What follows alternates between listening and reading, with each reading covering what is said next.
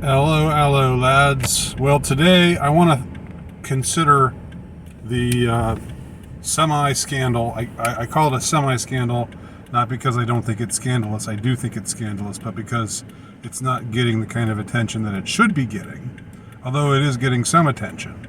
And that is the fact that in addition to all of the other really strange and suspicious things concerning the Maui disaster, the fire, the so-called wildfire in Maui that burned cars but left a lot of trees standing and so forth.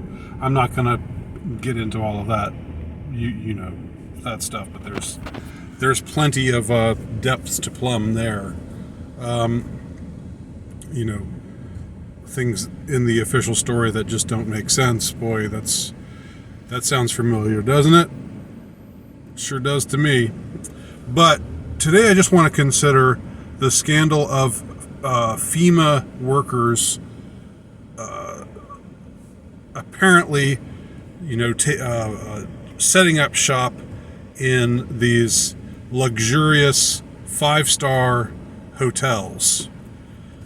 So it seems that that are way on the other side of the island of where the disaster even happened. And there's also this is like a double scandal, because it seems that at first there were plans to put up a lot of the survivors who'd lost their homes in hotels like this, but then those plans got scrapped and those people got kicked out, if what I'm understanding is correct. While at the same time, these FEMA workers, these feds, came in and took over these, again, incredibly luxurious rooms in these 5-star, highly expensive hotels. You know, you would think that these are disaster workers. These are people who are coming in supposedly to help, supposedly to try to find survivors, or or with the far more grim task of finding bodies of people who were killed because the police blocked everybody in and didn't set off the alarms and refused to let them leave as the fires got worse and worse. All the scandals, all of those, that whole scandalabra, that one thing on top of another, very, very strange behavior. You know, if not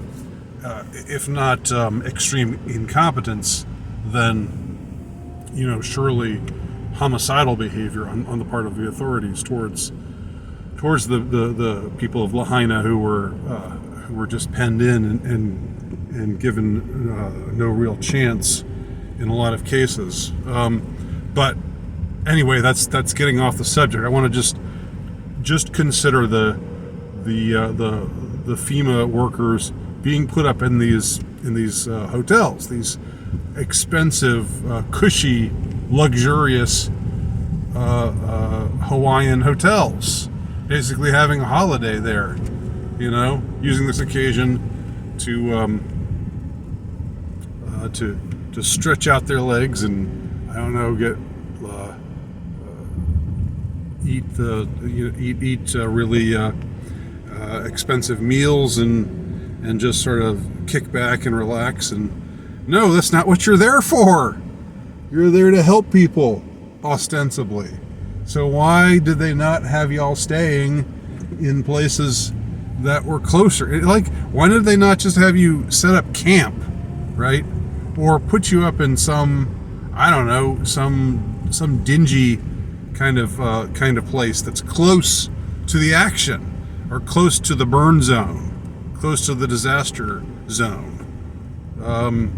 Well, in a previous work, something that I wrote way back in 2015, a work called Conspiracy, Compliance, Control, and Defiance, a work that I self-published. It's basically an extended essay. I talk in that book about what I call the reptilian ruling class. And I'm thinking, I've talked about this several times before. I might have been unwise to use that terminology because people assumed I was being literal. I was being metaphorical in calling them reptilian. I don't necessarily think they really are reptilians. Although I admit I've watched some David Icke and found him to be compelling in a lot of ways, but I was never meaning to broadcast that I actually thought that the DNA of these people, these elites, if you want to call them that.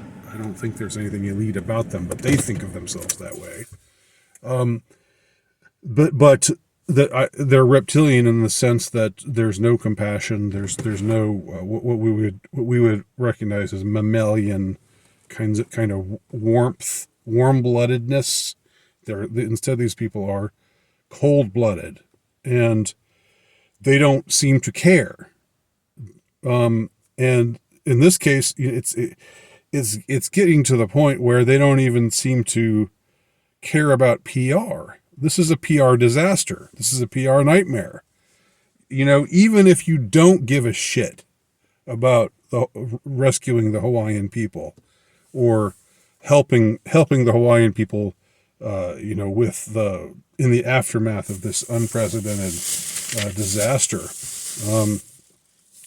you want to look like you care, but these people, it's the same sort of thing when they asked Biden, and he said if he had any comment on Hawaii, and he said, no, I have no comment.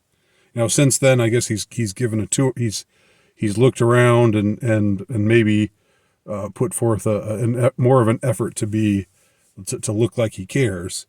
But this whole putting the FEMA people up in expensive hotels, charging the taxpayers to put them up in these luxurious hotels, that's really, again, if you don't care,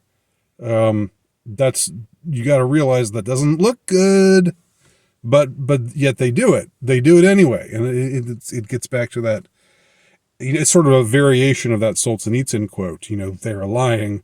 We know they are lying. They know we know they are lying, yet they keep lying. It's sort of like that. It's, they do things like this that seem completely inhuman, that seem completely cold-blooded, that seem to indicate they don't care. They do it. We notice them doing it. They notice that we've noticed that they're doing it, yet they still do it. They have no shame about it. So this is another, instance or example of the phenomenon of the reptilian ruling class in action. I don't see any other way of talking about this. Like, how can you be that dense unless you just don't care? You know that there will be no you won't be called to task for it.